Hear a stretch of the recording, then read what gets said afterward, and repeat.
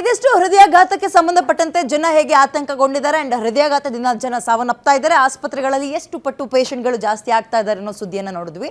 ಇದೀಗ ರಾಜಕಾರಣಕ್ಕೆ ಸಂಬಂಧಪಟ್ಟಂತೆ ಸುದ್ದಿ ನೋಡೋಣ. ಕಾಂಗ್ರೆಸ್ನಲ್ಲಿ ಸುಮಾರು 80 ಮಂದಿ ಅಸಮಾಧಾನಗೊಂಡಿದ್ದಾರೆ. ಕಾಂಗ್ರೆಸ್ನಲ್ಲಿ ರಾಜನೀತಿ ಅಂದ್ರೆ ಮಂಗ್ಯ ಬೆಣ್ಣೆ ತೂಗ್ದಂಗೆ ಆಗ್ಬಿಟ್ಟಿದೆ. ಯಾವ ಕಡೆಗೆ ತೂಕ ಹೆಚ್ಚಾಗುತ್ತೋ ಆ ಕಡೆಗೆ ಇರುತ್ತೆ, ತೂಕ ಹೆಚ್ಚಾದ ಕಡೆಗೆ ಒಲವು ಜಾಸ್ತಿ ಇರುತ್ತೆ. ಅದೇ ಪರಿಸ್ಥಿತಿ ಈಗ ಕಾಂಗ್ರೆಸ್ ಪಕ್ಷದಲ್ಲಿದೆ ಅಂತ ಬಾಗಲಕೋಟೆಯಲ್ಲಿ ಸಂಸದ ಕಾರಜೋಳ ಪ್ರತಿಕ್ರಿಯೆ ಕೊಟ್ಟಿದ್ದಾರೆ. ಅದಕ್ಕೊಂದು ಉದಾಹರಣೆಯನ್ನು ಕೂಡ ಕೊಟ್ಟಿದ್ದಾರೆ, ಮಂಗ್ಯ ಬೆಣ್ಣೆ ತೂಗ್ದಂಗೆ ಅಂತ.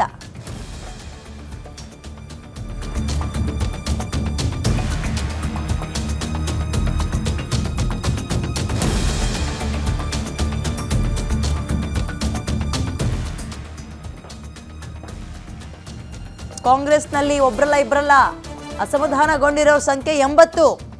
ರಾಜನೀತಿ ಅಂದ್ರೆ ಅಲ್ಲೊಂಥರ ಮಂಗ್ಯ ಬೆಣ್ಣೆ ತೂಗ್ದಂಗೆ ಆಗ್ಬಿಟ್ಟಿದೆ. ಅಂದ್ರೆ ಮಂಗ ಬೆಣ್ಣೆನ ಅಲ್ಲ ತೂಕ ಹಾಕ್ದಂಗೆ ಆಗ್ಬಿಟ್ಟಿದೆ. ಯಾವ ಕಡೆ ತೂಕ ಹೆಚ್ಚೋಗೋದು ಆ ಕಡೆಗೆ ಚಂಗ ನಂಗೆ ಜನ ನೆಗಿತಾ ಇದ್ದಾರೆ.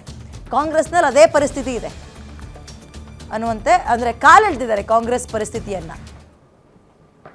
ನಾನೇನ್ ಹೇಳಿದೆ, ಈಗ 70-80 ಜನ ಆಗ್ಯದ. ಯಾವಾಗ್ಲೂ ಹೆಂಗಿರ್ತದ ರಾಜನೀತಿ ಅಂದ್ರ ಮಂಗ್ಯ ಬೆಣ್ಣಿ ತೂಗಿದಂಗ್ರಿ.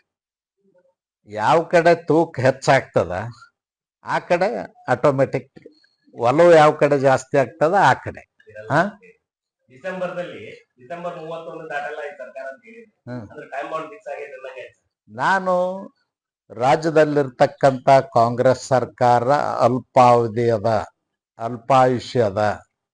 ಅದಕ್ಕೆ ಡಿಸೆಂಬರ್ 1 ನಂತರ ರಾಜ್ಯದಲ್ಲಿ ಕಾಂಗ್ರೆಸ್ ಸರ್ಕಾರ ಇರುವುದಿಲ್ಲ ಅಂತ ಹೇಳಿದೆ.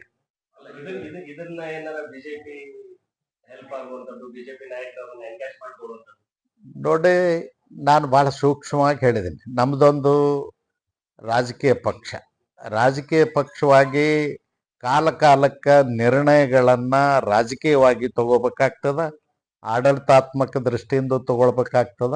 ಆ ಎಲ್ಲ ನಿರ್ಣಯಗಳನ್ನ ಪ್ರಬುದ್ಧ ನಾಯಕತ್ವದ ತಗೊಳ್ತಾರೆ. ಒಂದು ಅಸಮಾಧಾನಿತರ ಗುಂಪು ಬಿಜೆಪಿ ನಾಯಕರನ್ನ ಟಚ್ ಮಾಡಿದ್ವಿ ಅಂತ ಅರ್ಥ ಇದೆ. ನಾನು ಇವತ್ತೇನು ಹೇಳೋದಿಲ್ಲ, ನಿಮಗೆ ಡೇಟ್ ಕೊಟ್ಟೀನಿ, ಡಿಸೆಂಬರ್ 31. ಡಿಸೆಂಬರ್ 31ಕ್ಕೆ ನಿಮ್ಗೆ ಮಾತಾಡ್ತೀನಿ. ನಾನೇನ್ ಹೇಳಿದೆ, ಈಗ 70-80 ಜನ ಆಗ್ಯದ. ಯಾವ